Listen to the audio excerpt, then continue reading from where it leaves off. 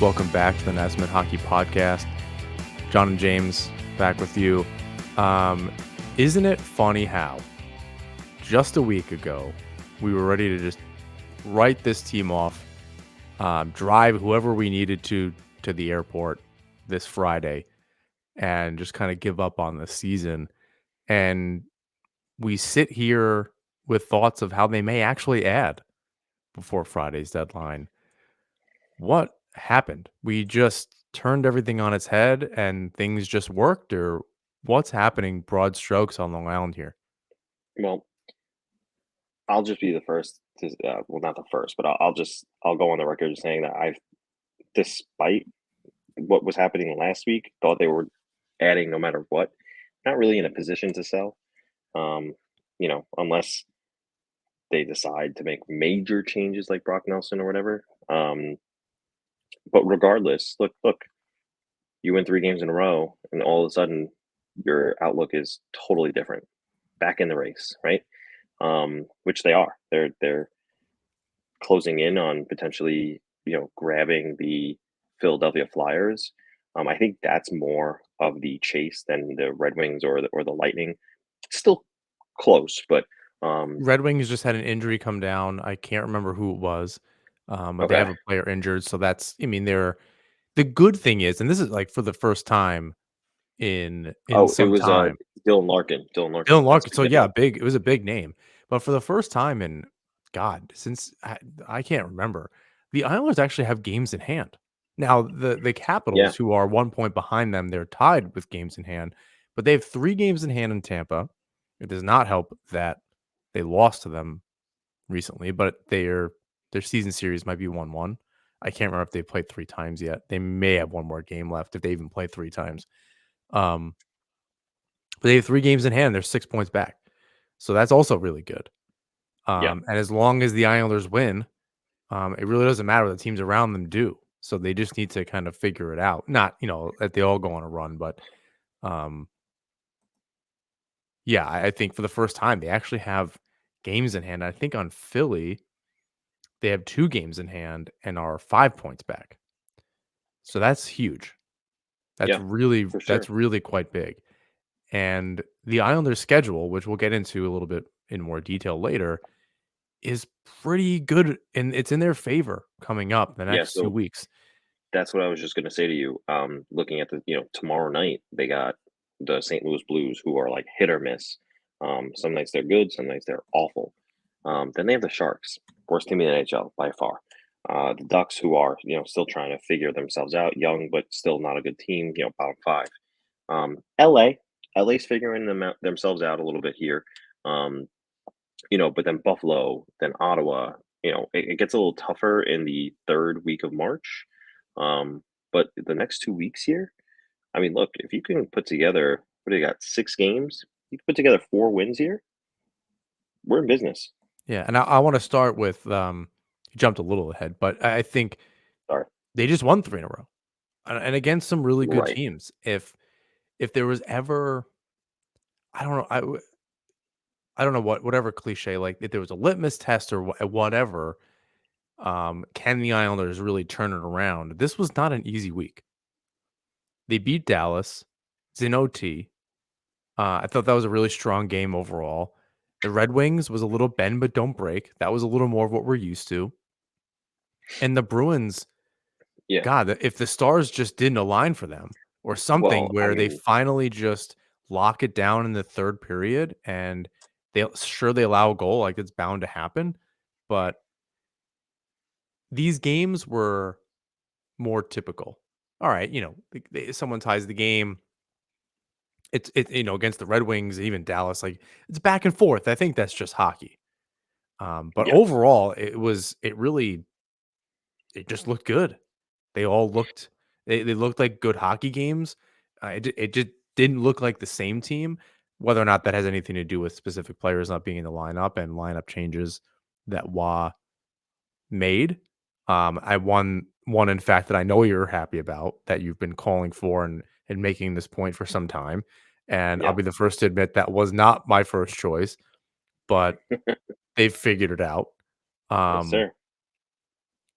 So, 3 wins in a row, and they're also getting some help from around them. The Flyers are hurting a little bit. We've talked last week, about them maybe selling some pieces or because this is an unexpected season. I don't know why you wouldn't just go for it. I don't know about adding, but just keep your roster and unless you think you're really gonna lose somebody. But either way, the Devils are struggling. You're covering them. Coaching change. Um, Islander legend, Travis Green, who isn't isn't on the poster behind me. Um, that's Brian McCabe, Eric But he should Fichaud, be. Brian Berard, and of course Ziggy Palffy. I don't even know why I needed to look at that last one. Um, my childhood, one of the only remaining childhood things from the '90s that I actually have. Anyway, important points against the Red Wings. I think that win meant a lot for a lot of reasons. This was a team on a Oh yeah. roll. Um, When we were going in, I said they have to win all 3 games, which sucks. I don't know, like, this isn't a team this season that I would have bet any money that they could win 3 in a row. I don't know that they have this season outside of this run. And if it was the very beginning of the season. Yeah. I don't recall. Now they had point streaks and some different things, but I don't recall them winning Let's see. They had 3 in a row this season. They had 3 in a row in November. Flames, Flyers, Senators. Then they had 4 in a row in Wow. December. Blue Jackets, Kings, Leafs, Ducks. In December? Um, that was in That does not December. sound right. I mean, Yeah, I'm sure it's right, but it doesn't well, feel it's right. on Hockey Reference. I'm looking at it right now. Oh, no, I mean, I'm Um, not saying it's not you, but I'm the losses just felt like I said last week, this was just it felt like an unbearably long season 20 games ago, and then as of late, they just right. couldn't put anything together, and it just Well, felt like even longer. because here's the thing. It was 4 wins in a row, 2 in OT, then it was 2 losses, albeit 1 in a shootout, then a win, then a loss in OT, then a win, then a loss, then a win, then a loss, then a loss in OT, then a win, then a loss, then a loss. It's been such inconsistent hockey, and they And then just from kept there, it was 3 or 4 losses in a row and yeah, OTs and exactly, and they just kept chipping away at points, chipping, chipping, chipping, take 1, take 1, take 1, and, now there's this debate of, like, this format for the standings, is it even right? Because look at the Islanders, they have more losses than they do wins, but they're in the hunt, like, what's going on here? Um, listen, it is what it is, but, they were if inconsistent at best at the 14. beginning, and I don't know if I'm jumping ahead here, but I was just gonna say to you, um, I don't wanna put the cart before the horse here, but, Patrick Waugh shuffling the lines the way he did, poking some of the right buttons here, and I do wonder a bit if, these are 3 significant wins. The Stars, they're a favorite for the cup. The Red Wings have seemingly found lightning in a bottle, and the Boston Bruins are the Boston Bruins. These are significant wins, and I'm wondering if Patrick Waugh has figured something out here. Obviously, you know, the move to Nelson on the first line with Barzell and Horvat, they have a legitimate first line now. Hurts the depth a little bit, but look what happens when you're a little top heavy and you run that line out more often than not. And there was something else too that I saw about Matthew Barzell's minutes are up like an average 4 a game, which is also hugely significant. So, um, this is this is what we've been waiting for with this team is like a legitimate threat on the ice every time they're out there. Um, Horvat has totally, you know, and this is before the Nelson addition to that line. Horvat has totally changed the way Barzell is able to play. He's a little more free. Um, and look, you know what he can do with the skill when he has the space. So, um, for me, this is the best line that the Islanders have had since God, I don't even know. Like, I this is mean, the this best is the line best we've seen line in a that long time. this is the best regular 5-on-5 line that Barzal's been on. Oh, On a 100%. regular basis, not like throwing somebody out there One late a game or a power play. This is on a regular 1000%. basis for multiple games. this is Yeah, the most talented group he's played with in the NHL. right. And the thing is, and I was looking at too. Jay Fresh put out his cards today, updated cards, and he did side by side comparisons with their card with their last card with the team they were on previous to the card they're on now, and his numbers are just better. He's a better Islander with his current card than he was a Canuck, which is again hugely significant, hugely. Yeah, I think you're getting the most out of all three of those players, and I think it the Islanders. I think you would say at any point they rank typically pretty low in prospects and blah blah blah, but they managed to put three centers on one line and still have some pretty decent center depth, and we're able to call up McLean and who's playing great between Martin and Clutterbuck, albeit they're not getting very many minutes, but McLean can kill penalties and he's I don't know that he is regularly, if at all, but he's that kind of player. Um, and that line looks okay. They're not as much of a liability these last 3 games.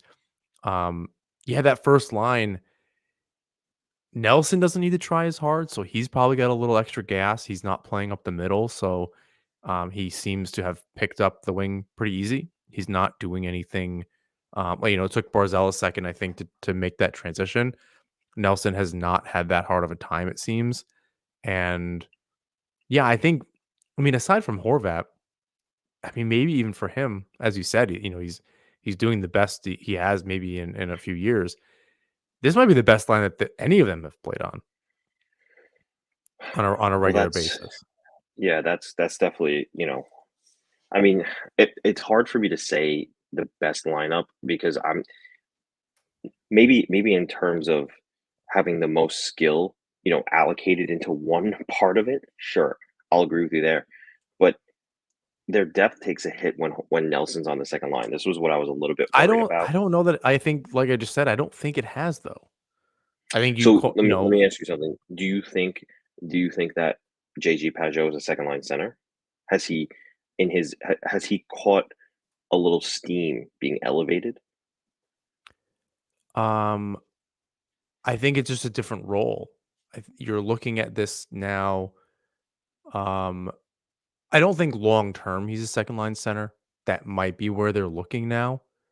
Or a winger, or I don't, maybe they move Nelson back down and get a winger. It might just be depending on who they're available. Like speaking of the trade deadline, for now, just do what works. Palmieri got a hat trick the other night. I don't know. I think it's just working, and you go with what works until you can add something. If you're able to add something, um, I think Cizikas is in a very similar position where, on a regular basis, he has not had this much quality on the wing for him. He did play on that first line for a minute, um, as just necessary with injuries and so forth. But um, on a regular basis, he has not played with this good of wings beside him. And sorry, my English is like not good tonight. I think I'm thinking too far ahead. Um, so I think he scored 21 goals on that fourth line, a number of years ago now, but it wasn't that long ago, and we might be able to see what Cizikas is really made of between. I realized someone had posted something about Engvall and Holmstrom being Swedish, and between two Swedes might be if the Islanders were any fun, that would be. I think the Sabres did something similar to that. They had a video series, but they could be between two Swedes and have a locker room series asking their teammates questions. But anyway, Zizekas playing between those two players also seems to have worked out.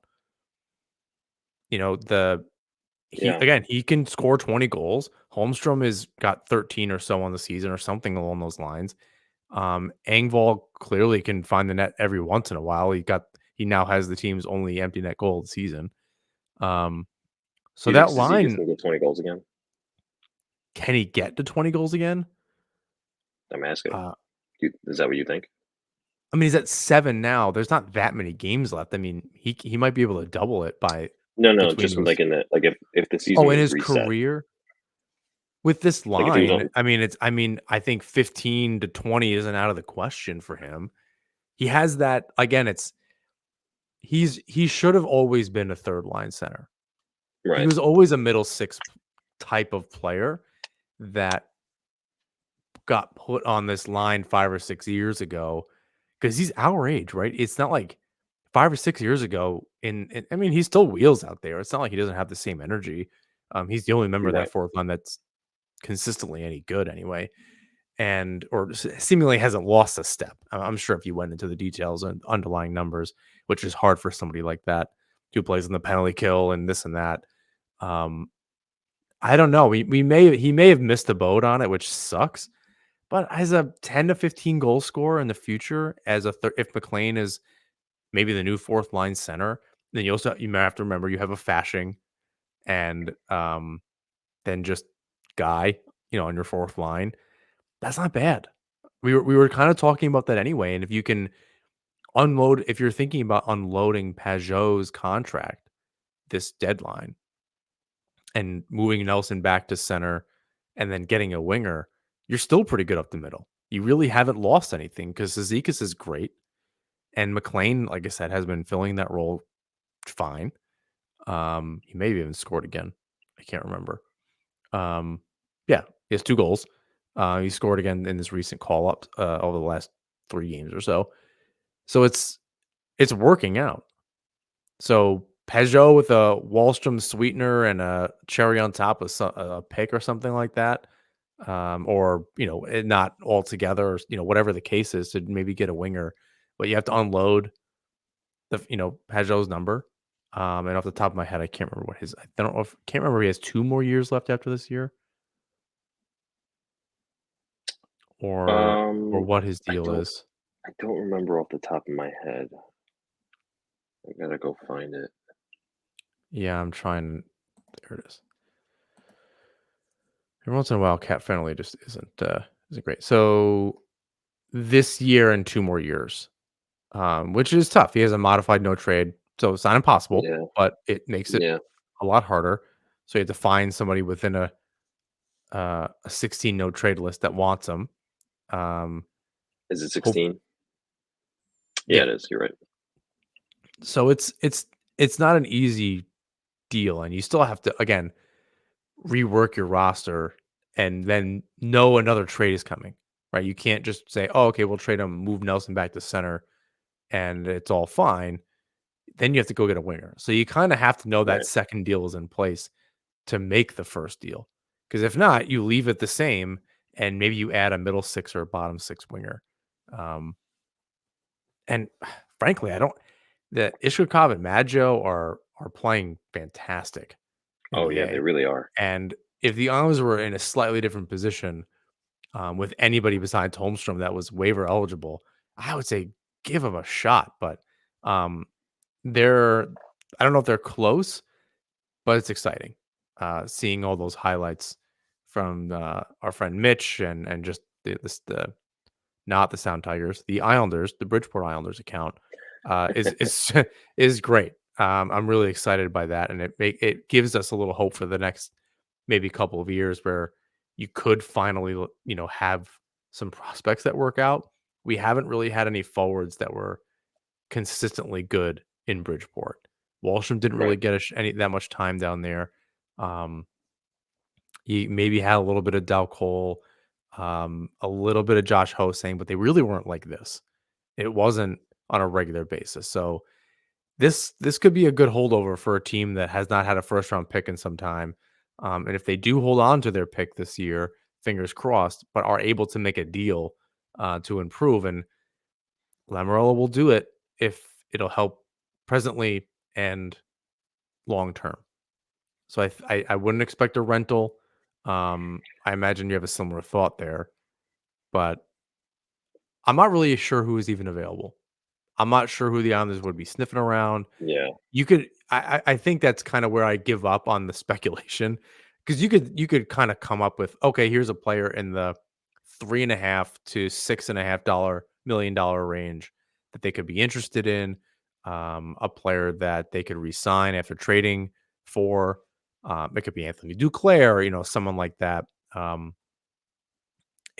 just don't really know what we've kind of asked this question for a long time, and I think it's even more complicated now that you have Nelson on that top line. Is what are they even really Yeah. looking for? Like, I don't even know where the fit is. It could just be a top line winger, and they, like I said, you move Nelson back to the second line center position, um, but you kind of have something that works there. So wouldn't you go for a center? Doesn't that make more sense? Those aren't cheap. Y- Like they don't grow on No, trees. So what do you? I don't even know where to start on it, frankly. I And think I'll I would. say this. Go ahead. Well, I think I would go with what you're saying. Is go for a center here. I mean, why not? You have this line that's, in my opinion, has always been the one to go to. I think it would work. It's working so far in a small sample well. So the thing is like the wingers that are gonna be. I'm sorry, the centers that are gonna be available at the deadline. Um, and are they second line centers? Maybe on some lower playoff teams. Bubble playoff teams, but on like and look, I'm not sitting here saying the Islanders have to compete for a Stanley Cup this year, but if you're looking to at least make it past the second round, doesn't Adam Henrique tickle your fancy? And listen, Adam Henrique certainly is somebody that Lou Lamoriello would want because who drafted him? Lou Lamoriello. But that's the kind of guy I could see the Islanders going for if they can make the money work. We know hockey games move fast, but with DraftKings Sportsbook, an official sports betting partner of the NHL, you can score faster than anything happening on the ice. This week, new customers can bet $5 and get $200 instantly in bonus bets. Take the action on any of the NHL's upcoming games, including Jets Hurricanes, Oilers Kraken, Avalanche Predators, Panthers Red Wings, and many more. Download the DraftKings Sportsbook app with code THPN. New customers bet just $5 on the NHL and get $200 instantly in bonus bets. Only on DraftKings Sportsbook with code THPN. The crown is yours. Gambling problem? Call 1-800-GAMBLER or visit www.1800gambler.net. In New York, call 877-8-HOPE-NY or text HOPE-NY 467369. In Connecticut, help is available for gambling. Call 888-789-7777 or visit ccpg.org. Please play responsibly. On behalf of Boot Hill Casino and Resort. 21 plus, age varies by jurisdiction, void in Ontario. Bonus bets expire 186 hours after issuance. See dkng.com/hockey for eligibility and deposit restrictions, terms, and responsible gaming resources. NHL and the NHL Shield are registered trademarks of the National Hockey League. There's also guys like maybe Tyler Johnson in Chicago. And these are guys on expiring contracts. But maybe a Tyler Johnson in Chicago. I don't really see anybody else on this list that's going to be a significant plug-in for this roster. Like What list are you looking at? Just curious. spot track, the free upcoming UFAs this summer. I mean, it's not like the Lightning are going to trade Steven Stamkos, right? Sam Reinhart was just locked up. Or did he sign yet? Actually, I don't think he signed yet, but he's going to be. Um, you know, they also have a couple other people on this list that are not centers but listed as them. But and then we can take a look in the restricted free agent pool. Are there going to be guys here who don't, for some reason, sign with their teams? Um, Casey Middlestat. I mean, I don't know that the Sabres want to trade this guy. It's probably going to take a lot, and he's a young guy. So is that even the yes, this team does want to get younger, but is that the guy you want to get on a um, on a playoff run?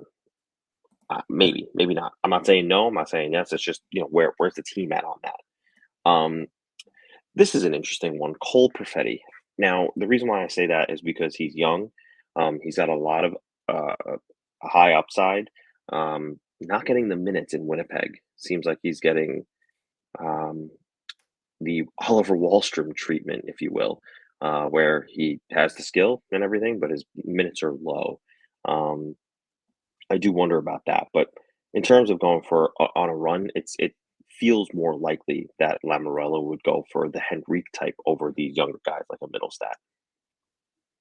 Send me the I wanna look at the list that you're also looking at, and, I mean, yeah, there's guys I just wanna make sure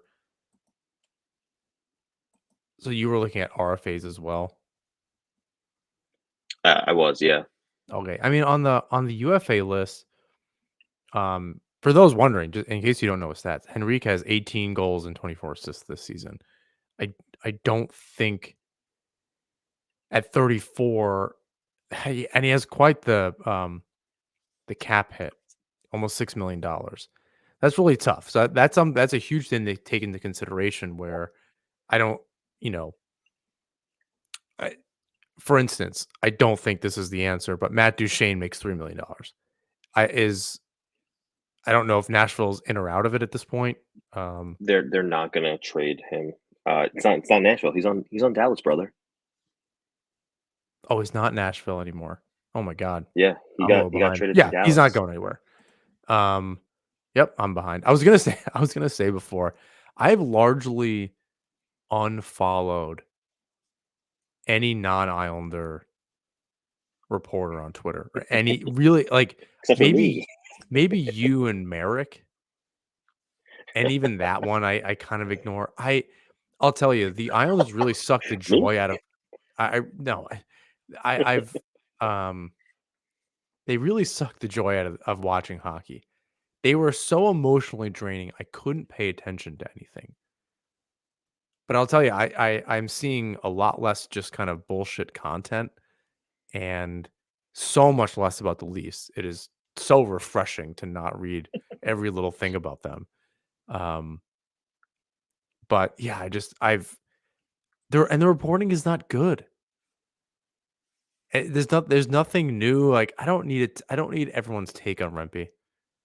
I know I chimed in on that a little bit at last week on the pod and what but it was more like is he gonna break the brain of every GM in the Metro? Um, but eventually he's gotta slow down. Like he can't keep that going. But yeah, so yeah, Matt Duchene, not even on my radar that he wasn't on Nashville anymore.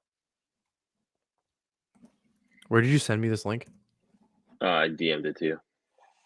God, you're But I so mean, weird with that. and here's the thing, and we do this every year nearing the deadline. We say to ourselves, who's available, who might be a fit for the Islanders, and then he does something out of the blue that you're like, we didn't even think about that guy. So, that's the other part of this too, that it's like we can sit here until we're blue in the face talking about who's available, who might they get, but the reality is that something could just end up coming out of left field like Bo Horvat did.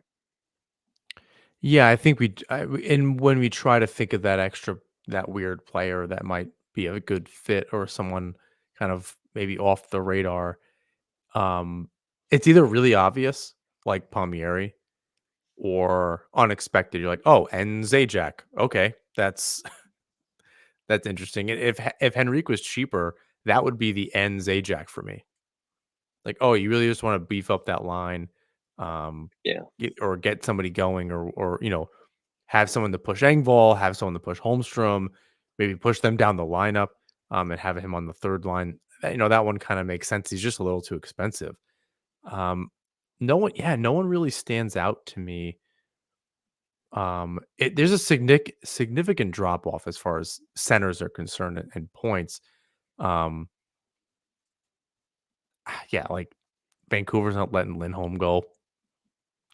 Um, Toronto's not letting Max Domi go, and he's got more assists. I really wouldn't want him on the team anyway. He has not been very consistent at all. Um, yeah, and then it's a significant drop off where it's I don't know what we're I don't know. I don't know what would work and what wouldn't. Um, Yeah, Sean Monahan on Winnipeg. Yeah, of course that'd be great. Is Winnipeg selling? Probably not. Um, and certainly, hopefully they're trying to re-sign him. I don't know what the news is around him either, but yeah, they're not. Dallas is letting Matt Duchene go. Sam Reinhart isn't going anywhere. Marchessault isn't going anywhere from Vancouver. Jake Gensel, I have a hard time believing they would make that deal with the Islanders. Um, Yeah, no, he's going so west. yeah, like Pavelski isn't going anywhere from Dallas. Teravainen is not going to go to the Islanders if Carolina even is going to do that, which I don't think they would. So you got to go pretty far down the list to the point where like, I don't know what we're looking at here. I don't know who's a fit, unless it's somebody that's not a top line winger and it's something else. But I Well, don't but that's I don't why know I'm what we're saying looking that. at. For me, the only guy that stands out on this list of pending free agents that's an absolute fit is Henrique. That's the only guy. Everybody else I look at, I'm like, not going to be traded, was already traded, um, or not a fit. So, you know, They'd Pavelski's have not to going anywhere. they'd have to retain, and he's not somebody I would want them to resign. So you really can't be giving up all that much for him. Right. So, and that's where you go into the RFA pool and you look at those guys, and then you say to yourselves, well, half of these guys, like if they're trying to get a Casey Middlestat, for instance, they don't have the assets to compete with another team to acquire a guy like that. The young, big physical center who can also dish it. He's got 14 goals and 47 points in 62 games on a middling Buffalo Sabres team.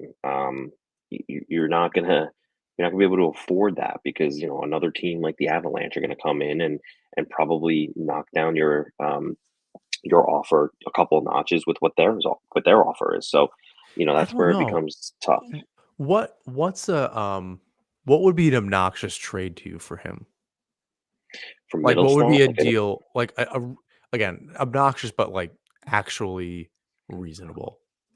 I would say maybe like Bowen Byram and a first round pick, maybe like a B blue chip prospect Sorry, going from the to. Islanders. What Oh, would you from the trade Islanders. from the Islanders, what would you trade for Middlestat?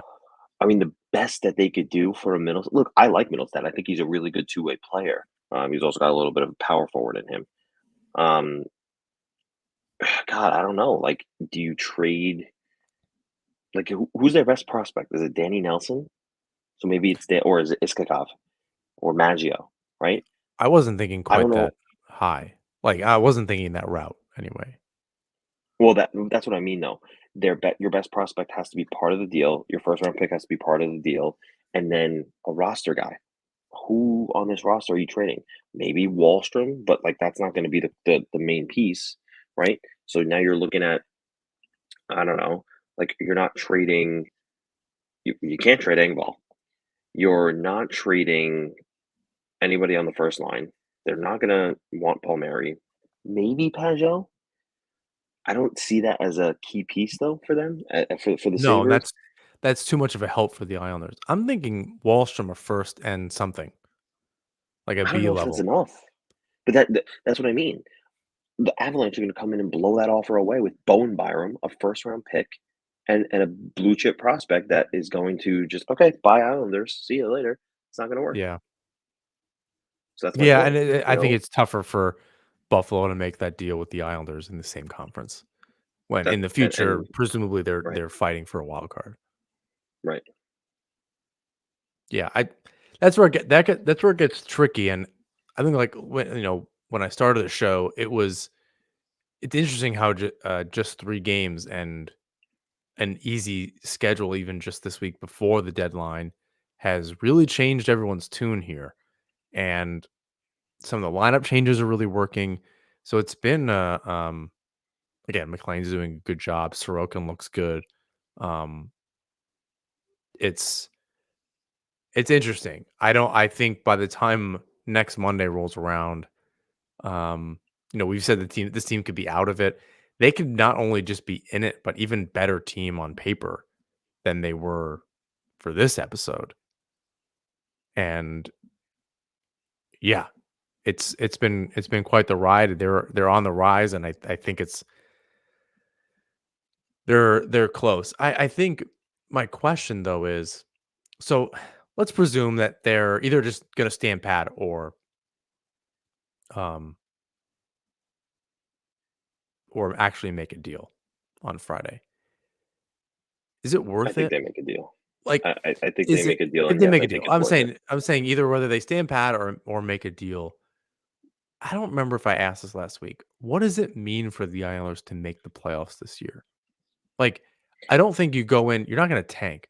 You're already in the mushy middle. Why wouldn't you at least be in the running for the lottery? Again, I'm not saying miss the playoffs by a point, something silly. But what is other than money, what does it do? Like, why are we do you think they can make noise in the playoffs? Like, do you think Well, can they beat Carolina? Because that's what's gonna wind up happening is they're either playing um the Rangers, which would be incredible, um, or Boston or Carolina. In a 7-game series, they didn't beat Carolina last year.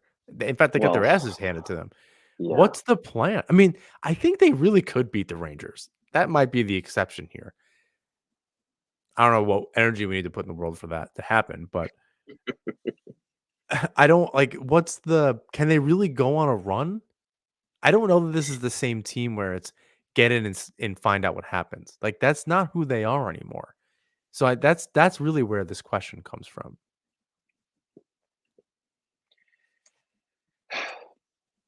So look, it's not the same, but I think about the Blues once again. 2019, they go on a second half hot streak from January on worst to first, and then they win the cup. It's not exactly the same. The Islanders are on a bit more of a roller coaster ride than the Blues were, right? Because the Blues went straight down and then straight up. Since you know January, the Islanders have been up and down and up and down. However, I don't think it's ever not worth it to make the playoffs. I don't. Like, yeah, your draft pick's going to be lower, and maybe you sell your assets, maybe you don't have them anymore. However, if you make the playoffs, anything can happen there. It's a clean slate. The season's behind you. It's over. You know, they haven't obviously done this under Patrick Waugh. Let's see what his system can do in a playoff environment. Like, look, Patrick Waugh's been preaching playoff hockey from here on out since Well, day they one. finally got the memo, like this week. And they finally got the memo like this week, right? So and so this is what it all comes down to. It comes down to this team right now. They've chosen their path. They are not selling. They are not rebuilding. The only thing that they're going to do is try to get into the playoffs and try to win. Not saying that they're a Stanley Cup contender, but they believe they are. So what do? The only thing you can do, you go in and you try to win because for as far as we know, and for as far as what we can see, management is not going to change the course. Ownership has time and time again put their trust in Lou Lamoriello. So the only thing you can do is make the playoffs and try to win. It's the only thing.